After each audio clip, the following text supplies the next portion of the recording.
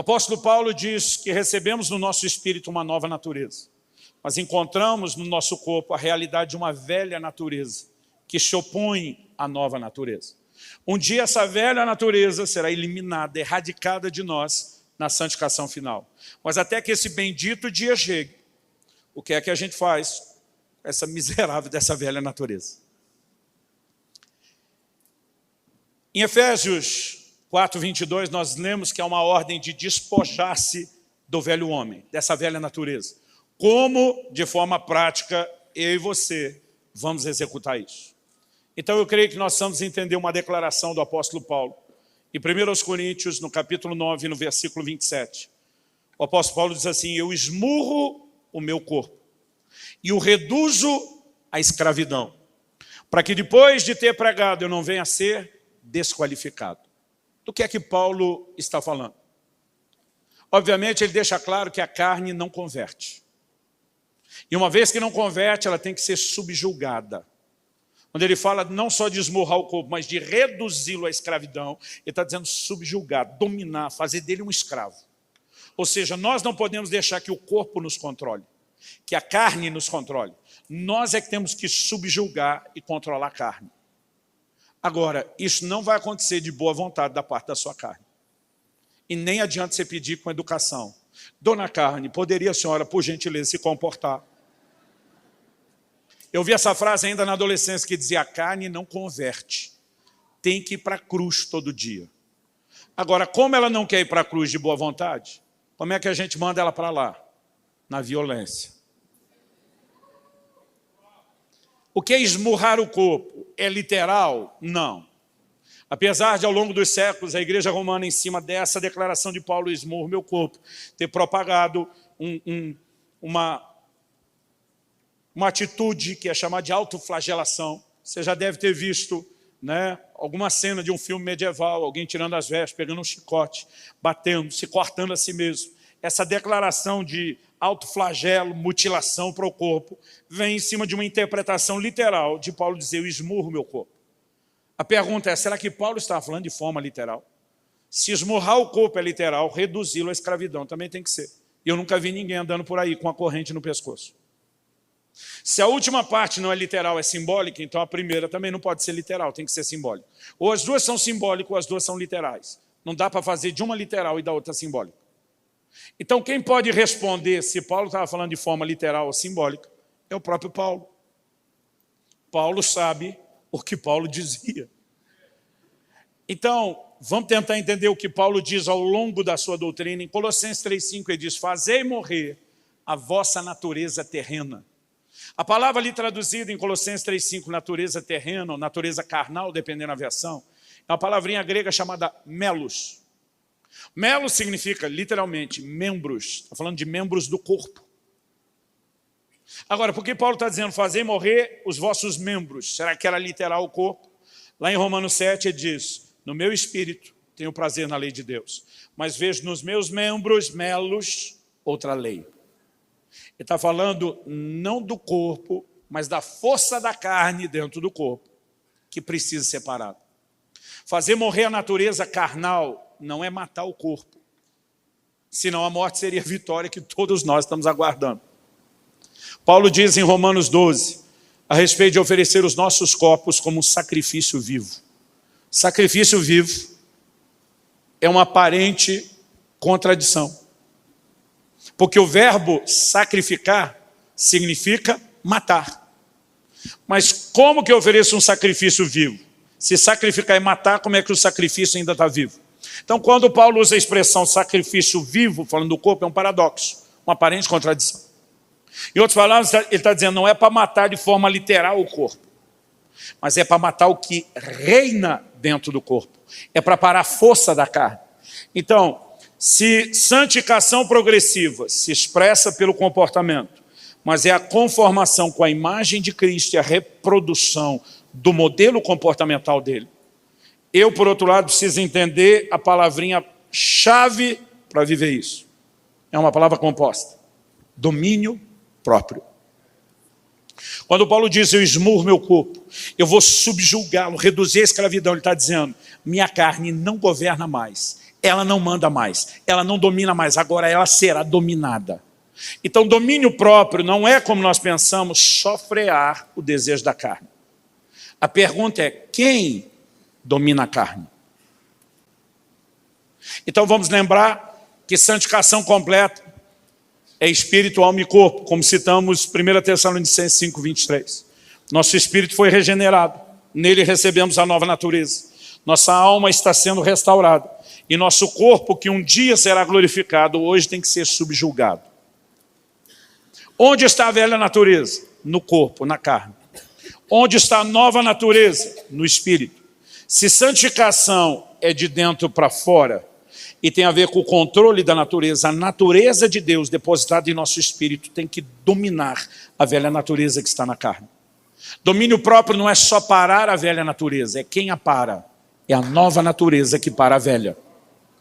Domínio próprio não é só enfraquecer a velha natureza, é empoderar a nova natureza. É alimentá-la, é fortalecê-la, é dar espaço a ela. E isso, em termos práticos, talvez é o que mais esteja nos faltando.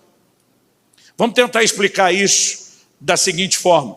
Eu creio que algumas declarações do ensino bíblico que a gente tem deixado de levar em consideração. Por exemplo, em Gênesis 4:7, domínio próprio é apresentado como fruto do Espírito, não como obra da carne. Então significa que é algo que parte do Espírito para com a carne. Então em Gênesis 4:7, numa das primeiras cenas de pecado da Bíblia, Caim está lá planejando matar Abel. E o Senhor fala com ele e diz o seguinte: o pecado jaz à tua porta. Esse à tua porta está doidinho para entrar. Está na cara do gol. Aí o Senhor diz para Caim assim: e o seu desejo será contra ti. O pecado se expressa e se manifesta pelo desejo. Guarda essa definição, daqui a pouco nós vamos voltar nela. O seu desejo será contra ti. Aí Deus diz para Caim: mas a ti cumpre dominá-lo. Dominar quem? Seu desejo. Então, desde os primórdios, domínio próprio é requerido. Quando nós estamos no Velho Testamento, antes da lei, Deus está falando de domínio próprio. Quando nós estamos no Novo Testamento, já na graça, Deus está falando de domínio próprio. Agora, domínio próprio precisa ser vivido nessa perspectiva. Paulo diz que não é só despir-se do velho homem, mas é revestir-se do novo. Porque a única forma de conseguir se livrar do velho é pelo novo. Agora, a Bíblia diz que o Espírito está pronto para buscar a Deus, que a carne é que se indispõe. Quem que vai tentar sabotar o Espírito que quer Deus? A carne. O que é domínio próprio? É esse Espírito que quer Deus. Subjugar essa carne, reduzi-la à escravidão, independente dela querer ou ter vontade. Então, quando o salmista está dizendo, bendize a minha alma, ele está falando com aquela parte de si, alma, é não só a sede da vontade, não só da razão, mas dos sentimentos. E nós precisamos parar de acreditar que a gente tem que fazer coisa só movida de sentimento. Quando ele diz, bendize a minha alma, o Senhor está dizendo com ou sem humor, com ou sem vontade, vai adorar a Deus.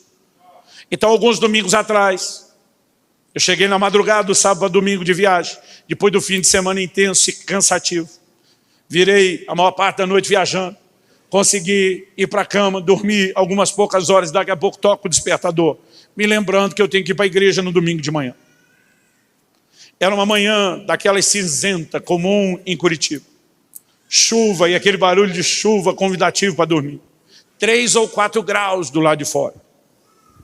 Meu corpo e minha alma entraram num complô, numa conspiração, para não sair da cama. Eles decidiram, não vão para a igreja hoje não, tirando o fato de que eu sou o pastor que tinha que pregar. Que ainda é um detalhe importante. Eu tenho a responsabilidade de cultuar a Deus. E na hora que eu percebo aquela trama dos dois, levanta não, você tem direito de descansar, ficar, não é só trabalho. Quando o meu espírito percebeu a conspiração dos dois, bradou, alto lá! E vocês não mandem nada aqui. E diz, alma, bendize ao Senhor. A alma foi retrucada, cala a boca, você também, cara, nem abre o bico, rasteja, vem os dois juntos, levanta a cama, vão adorar a Deus. Quem está entendendo em termos práticos o que é domínio próprio? O crente não ora só porque tem vontade, o crente não deveria orar, ou ler a Bíblia só porque tem vontade, não deveria jejuar. Outro dia um falou para mim, não, pastor, eu não jejuo porque não rola o clima. Foi para achar alguém que tem vontade de ficar com fome. A gente não faz porque a carne quer, a gente faz justamente porque a miserável não quer. Quem está entendendo? Aliás, deixa eu falar algo. O jejum tem se tornado uma arte perdida para a nova geração.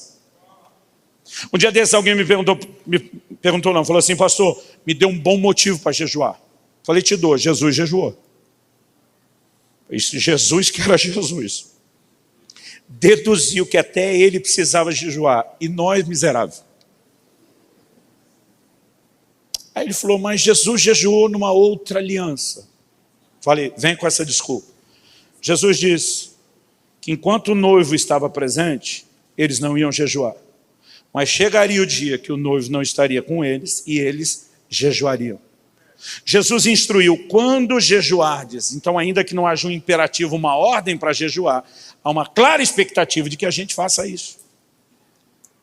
Mas hoje em dia, em nome da graça, estão tentando tirar da Bíblia jejum, disciplina de oração, leitura bíblica. A turma diz, tudo legalismo, tudo mérito. Não, irmão, não tem a ver com mérito. O que eu e você precisamos entender que está por trás disso, é que essas disciplinas espirituais têm o propósito de parar a carne e empoderar a nova natureza. Como? Alimentando ela. A maioria dos crentes de hoje vive de entretenimento como nunca antes na história.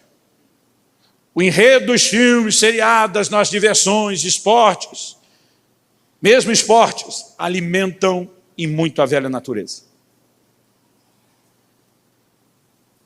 É só você olhar, principalmente nós os homens, que a gente mais gosta, é de esporte de contato, especialmente se tiver violência.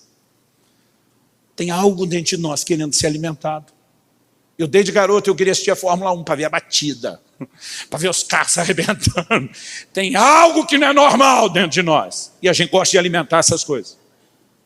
Aí a gente fica assistindo um casamento que está se desfazendo por um triângulo amoroso e torcendo pela outra parte para dar certo, alimentando valores contrários aos valores bíblicos do casamento e da pureza. A gente está o tempo todo alimentando a carne, alimentando a carne. Não falo só de quando come e não jejua, mas de tudo que nós colocamos nesses valores. Agora, a maioria dos crentes não lê Bíblia, não ora, não tem tempo devocional. O seu espírito é raquítico e a gente quer que o espírito vença a carne. A gente só alimenta a velha natureza, nada a nova. Disciplinas espirituais não te fazem merecedores de nada. A graça que Deus manifestou provou que a gente não merece nada. Mas as disciplinas nos fortalecem.